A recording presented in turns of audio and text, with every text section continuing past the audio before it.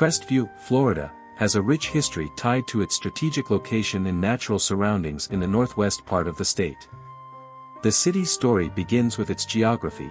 It sits on a high ridge, at an elevation of about 235 feet above sea level, one of the highest points in Florida, between the Yellow and Shoal rivers, which run nearly parallel on its east and west sides.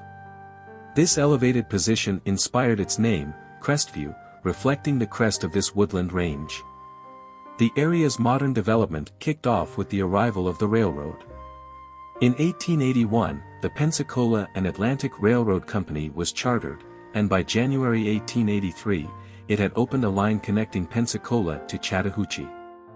Crestview emerged along this route, benefiting from its position as a key stop. The railroad brought two express passenger trains, the Atlantic Express and Gulf Express, plus a local train, linking the western panhandle to broader markets and spurring growth. The line roughly followed the Old Spanish Trail, an historic route stretching from Jacksonville, Florida, to El Paso, Texas, rich with the legacy of Native American, French, Spanish, and English settlers. Crestview's formal establishment came in the early 20th century. Okaloosa County was carved out of parts of Walton and Santa Rosa counties in 1915, thanks to a bill introduced by State Representative William Maples from Laurel Hill. The county's name, derived from a Choctaw word meaning black water, nodded to a steamboat that once plied the Blackwater River. Crestview was incorporated as a city in 1916 and, after a special election in 1917, became the county seat, a role it still holds. Its location at the junction of three major highways, US 90, State Road 85, and Interstate 10, earned it the nickname Hub City of Northwest Florida. Early on, Crestview's economy leaned on natural resources like lumber, turpentine, and fishing, all boosted by rail access.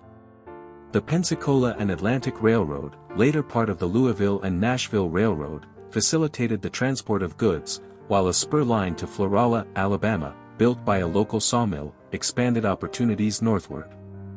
The city saw notable events, including Okaloosa County's first public hanging in 1920, when Robert Blackwell was executed for a 1917 double murder, and its last in 1921, a double execution of Putnam Ponsell and Jacob Benjamin Marin, marking Florida's final public hanging. The 20th century brought industrial and military growth.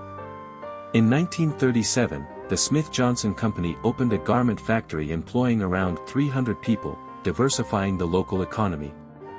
By 1941, a modern Greyhound bus terminal connected Crestview to routes spanning Jacksonville to Los Angeles.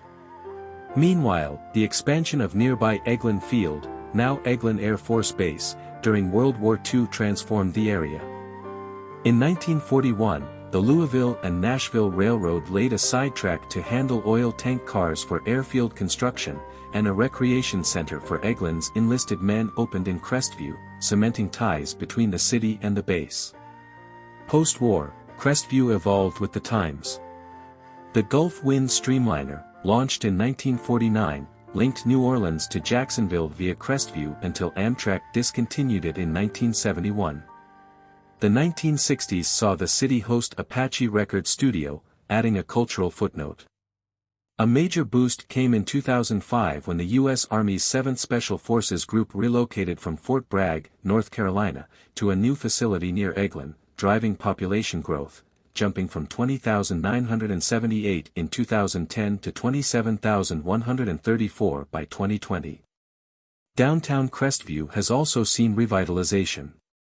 Designated a Main Street Program community in 1997, the city launched a community redevelopment agency in 1995, leading to a $3.7 million streetscape project between 1996 and 2003. Today, Crestview blends its historic roots with modern development, remaining a vibrant hub 50 miles east of Pensacola, 120 miles west of Tallahassee, and 30 miles from the Gulf of Mexico.